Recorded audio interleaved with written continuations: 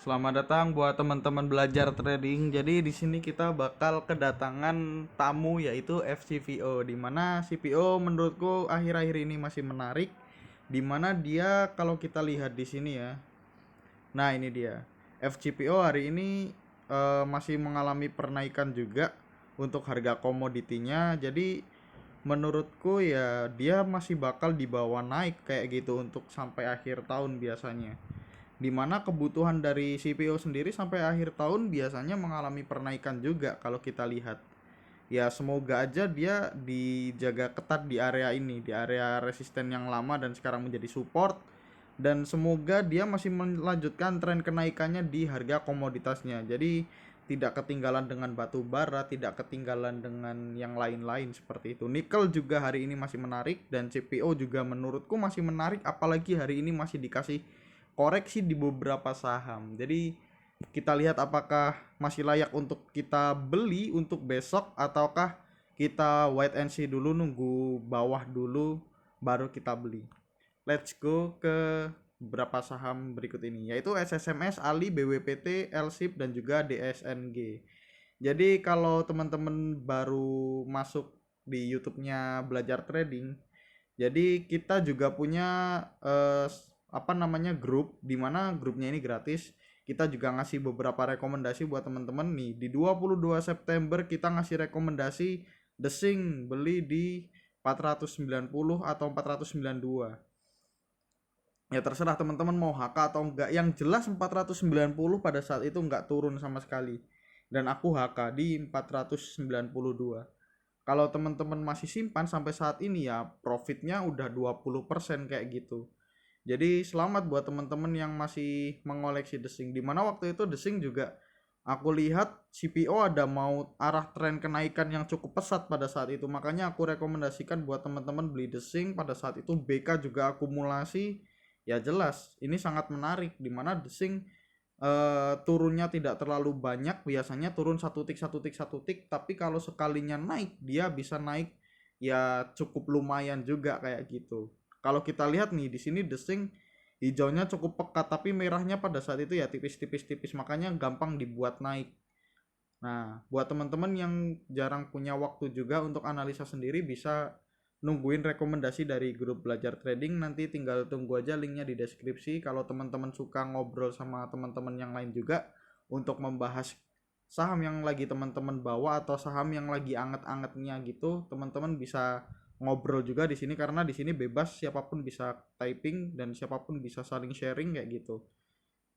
Ya, seperti itu ya teman-teman. Kita lanjut aja ke saham berikut ini. Di sini ada SSMS, di mana hari ini SSMS ada kenaikan yang cukup tinggi menurutku, 3,98. Biasanya SSMS ini adalah saham yang agak lambat.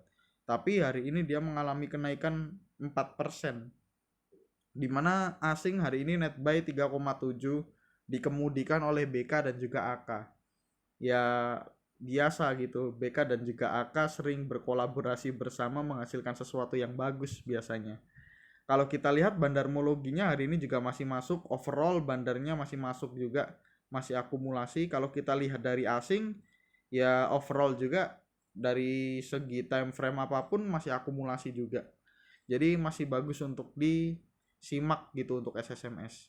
Kalau kita lihat untuk teknikalnya untuk SSMS sendiri, dia sebenarnya juga masih melanjutkan trennya kayak gitu seharusnya. Sebentar ya. Jadi nah ini dia SSMS. Biasa untuk aplikasinya memang sering agak error. Bukan error, agak lola kayak gitu. Ya, mungkin paketku aja sebenarnya. Jadi di sini kalau kita lihat nih SSMS, dia ini dulu deh. Dari trennya dulu. Dia sebelumnya itu ada tren downtrend di sini teman-teman. Nah, setelah downtrend dia di breakout, tapi lebih bagusnya lagi breakout pada saat itu dia langsung di konsolidasi, tidak langsung dinaikkan. Nah, ini dia di sini. Area konsolidasinya. Sebentar. Ada area konsolidasi, jadi bisa kita sambil nunggu kayak gitu, tidak terlalu terburu-buru untuk membeli. Karena kalau nggak ada area konsolidasi, ditakutkan itu langsung pada HK kayak gitu. Kok jadi ini ya, sebentar, oh ini gini ding, lupa saya. Nah, dia konsolidasi setelah breakout. Nah, dan sekarang dia baru melanjutkan tren kenaikan dia setelah beberapa lama akumulasi. Ya sebenarnya harusnya dia lebih cepat lagi kenaikannya karena CPO juga mengalami kenaikan yang cukup signifikan menurutku, tapi naiknya lebih kenceng di beberapa akhir ini. Dan harusnya dia masih melanjutkan tren kenaikan dia kalau seumpama dia dijaga di MA5 dia. Ya kalau kita mau tarik support ke sininya agak jauh ke 800 ke 900-nya agak jauh, ya kita bisa tarik aja MA5 dia. Kalau MA5 dia jebol mending cut loss dulu. Kayak gitu. Daripada nanti dibawa ke 900 ke area demand areanya. Supply demand. Jadi kayak gitu. Untuk volumenya untuk hari ini tidak terlalu besar, tapi kalau kita lihat MACD-nya dia masih tajam menuju ke atas. Jadi masih layak untuk kita simak untuk SSMS sendiri. Lanjut ke saham kedua. Di saham kedua ada AALI, di mana AALI buat teman-teman yang masih ingat, saya pernah rekomendasikan di grup, tapi saya pernah bilang bahwa AALI sendiri dia bakalan dibuat swing seperti itu. Kok hilang ya? Intinya saya pernah buat rekomendasi, nanti dicari aja deh. Dicari aja AALI di area 8.200. Jadi saya pernah bilang swing AALI di 8.200 pada saat itu CPO sebenarnya udah uptrend.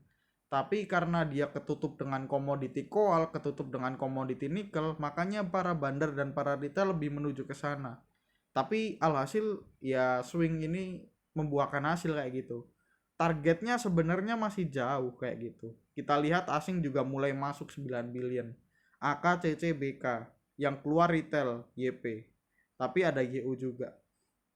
Kalau kita lihat secara broker summary-nya untuk AALI, ya sebenarnya AALI juga masih diakumulasi, tapi overall dia didistribusi ya. Kenapa? Karena dia baru melanjutkan uptrend yang signifikannya itu baru-baru ini. Kemarin ya uptrend tapi tidak terlalu signifikan.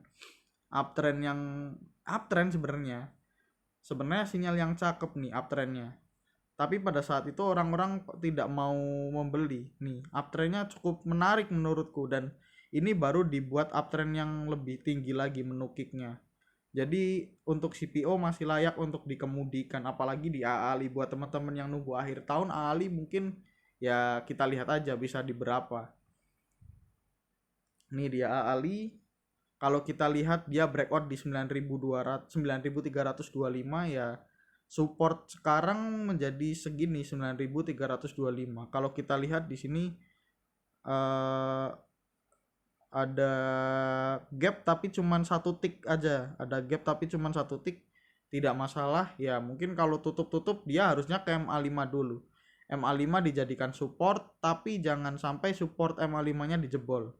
Ya mending kalau ke 9.900 nggak masalah, tapi jangan sampai ke bawah 9.900. Kalau 9.900 dijebol, dia bakal menguji area support dia di 9.300. Seperti itu. Ya sebenarnya dia masih menarik, dimana MACD dia juga mulai melandai, tapi belum ke arah bawah, masih melandai aja kayak gitu. Menurutku masih menarik untuk AALI. Ya kemungkinan dia bakalan ke arah atas lagi. Kita lihat di mana dia masih punya area support di sini, jadi harus diuji terlebih dahulu. Lalu ada area support kedua, kalau seumpama di 10.500 dia jebol, ya dia arahnya bakal ke sini nih. Nah, ini dia. Di 11.800 dan arah target terakhir di sini. Di 13.400. Nah, sekitar sini. Untuk akhir tahun. Jadi seperti itu buat teman-teman.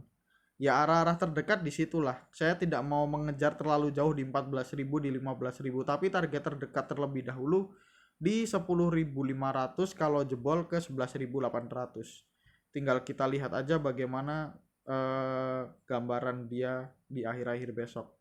Dimana dia kemarin turun juga volumenya cukup tinggi, sekarang dia naik volumenya cukup tipis karena hari ini IHSG juga masih ada koreksi. Ya kalau besok IHSG koreksi dan Ali bisa dibawa ke 9.900, menurutku itu area yang worth it, perlu dicatat teman-teman.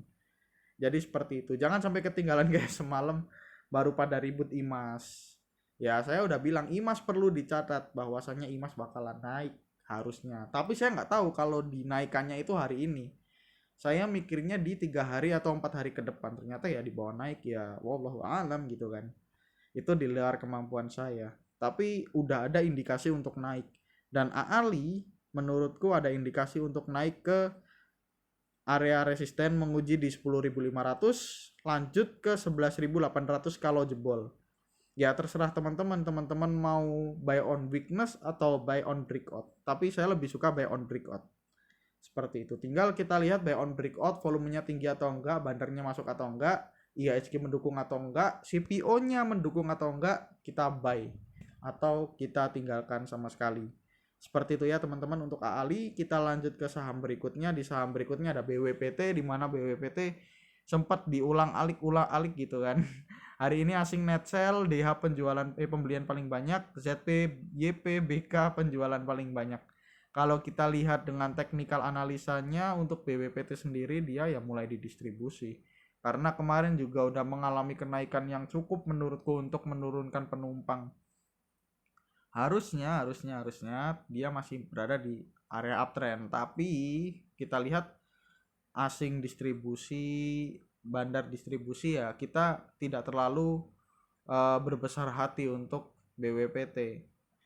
Nah ini dia, walaupun BWPT sekarang udah berada di MA5, tapi dia bisa aja menguji support di 93. Jangan sampai 93-nya dijebol, itu aja udah kata kunci yang harus dipegang sama teman-teman. Kita lihat juga MACD dia masih tajam menuju ke atas, tapi udah mulai melandai, harus hati-hati.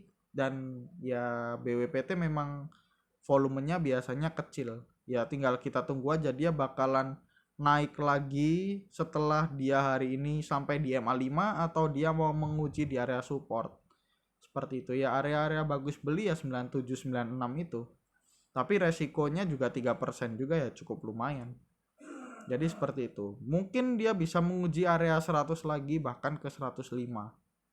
Ya tinggal dihitung aja, dari 98 ke 105 udah 8%. 98 ke 83 udah ya sekitar 6% 7%. Jadi perbandingannya 3/4. Win loss-nya 3/4. Tergantung teman-teman apakah itu bagus atau enggak ya. Kita serahkan lagi kepada teman-teman.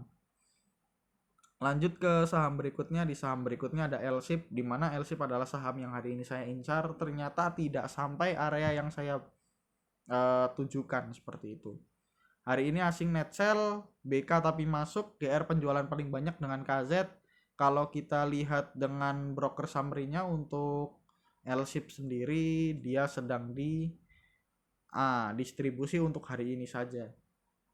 Tapi overall dia masih diakumulasi sama bandar.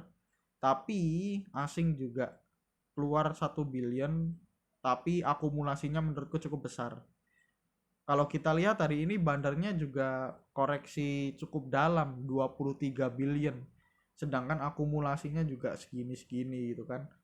Kalau kita lihat menggunakan teknikalnya untuk LSIP sendiri, ya seperti yang lainnya gitu. Ada support di MA5.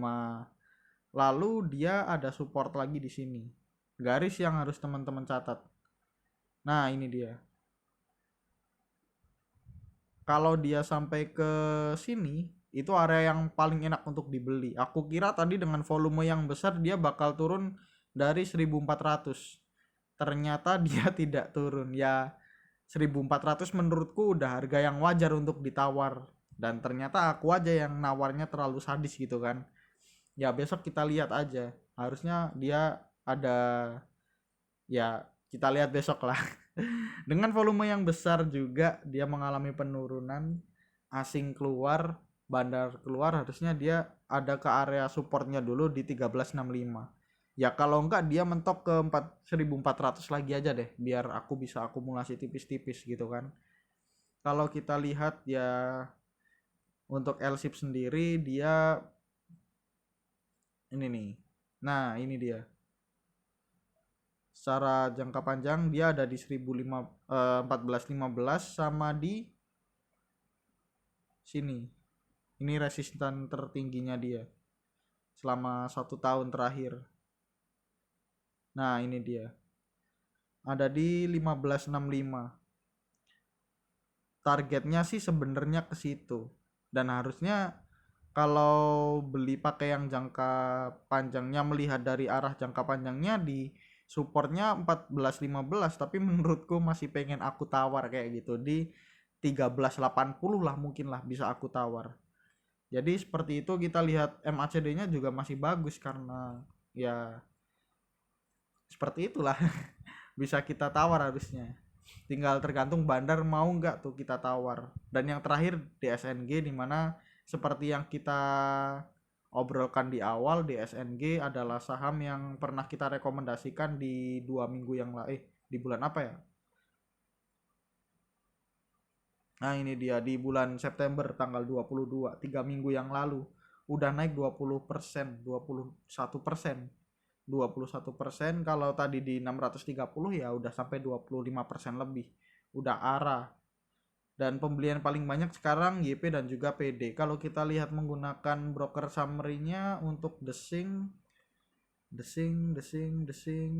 juga didistribusi. Ya karena udah kenaikan cukup banyak juga. Jadi bandar juga perlu taking profit seperti itu. Kalau kita lihat menggunakan technical analisanya, desing harusnya dia masih bisa naik karena dia ada support di 565. Kalau 565 nya jebol ya udah konfirmasi dia bakal ke 520 dan ke 500 kayak gitu. Tinggal kita cek aja besok dia bakalan ke arah mana, bakalan ke support dulu atau ke MA5. Kalau dia besok bakal masuk ke MA5 ya udah dijadikan area support dia aja di 600. Jadi seperti itu, jangan sampai 600-nya dibawa turun lagi kalau teman-teman mau menggunakan MA5 dia. Targetnya biasanya cuma ke 640 ke 650. Tapi ya tergantung dari teman-teman, apakah menurut teman-teman desing menarik atau enggak. Jadi gitu aja dulu buat CPO. Semua yang kami analisa adalah disclaimer on, tidak ada pasangan untuk beli dari kita, dan juga kita bukan